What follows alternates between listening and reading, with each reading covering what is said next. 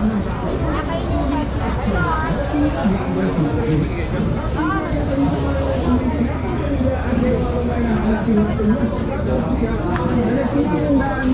shake dito sa may Quiapo kasi narinig ko na dinarayo daw talaga ang fruit shake standard ko dahil 100% prutas. Sa tingin sila lahat na.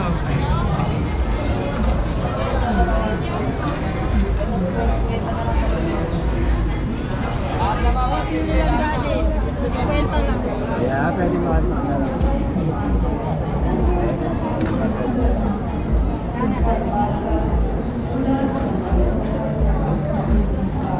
Lahat na 150 na ito.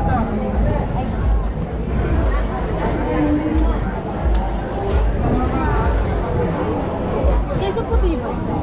Okay po, ma'am. Ayaw ko puti!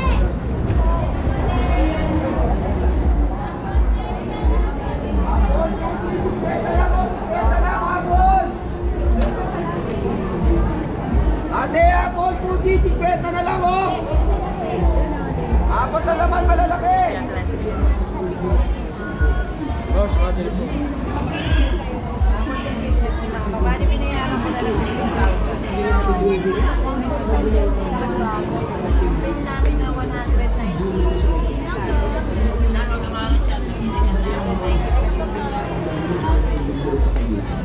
Hindi na po, ako ka ba? Ako siya eh. Butong nila compared doon sa mga may chili. Pero yung mga ang lasa nito sa mga street food na tinitinda sa street. Para sa akin wala siyang pinagkaiba, same na same yung lasa. Yun nga lang, mas maganda yung presentation na ito. Tsaka mas social kasi ang ganda ng cup na gamit nila. And that's it. Kung nakakasin kayo at mahilig na kayo sa mga tulad ko, para sa akin, ang may talaga ng shake mango ni Ate Joey. And that's it. Sana nangasin at bakam kayo. Yung lahat. Ito siya. Wala ito. Dito sa klaro. Dito nila ang nagkaroon sulit na puso. Pwede nyo na kaya. Pwede nyo magaganayan. Nakakabenta nga raw sila ng aabot sa 1,000 siomai araw-araw, lalo na pag weekend at araw ng Biyernes na Quiapo Day. Ayoko pa lang sa ate Laya at kasama. Hindi mo alam. 150 na yan, ma. 150. Pwede sukat, ma. Pili na po. Talaga dito gulay.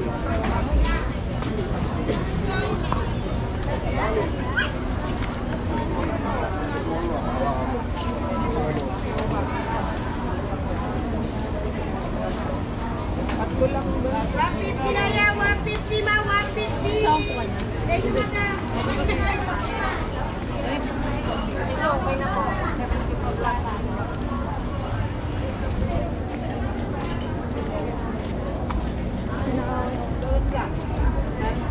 Nanay ko, lolo nila.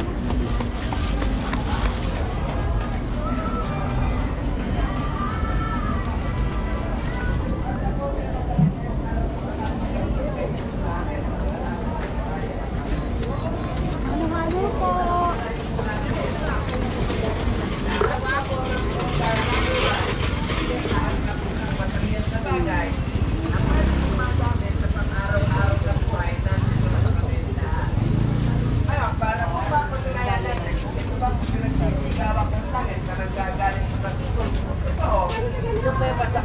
Ito lang yun, ate.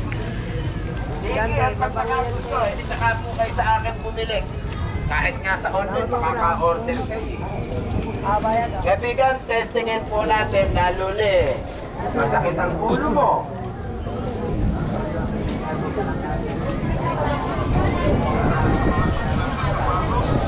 Patangin mo lang ng one-side application, ilan mo lang ng 10 seconds. Hindi na kayang tuklapin kahit anong lakas ang ilan. Wala kong mangyayari.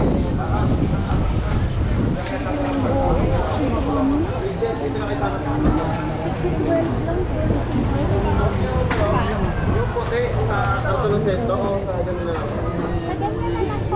Pati yung pula, gano'n na lang? Sa tali na lang?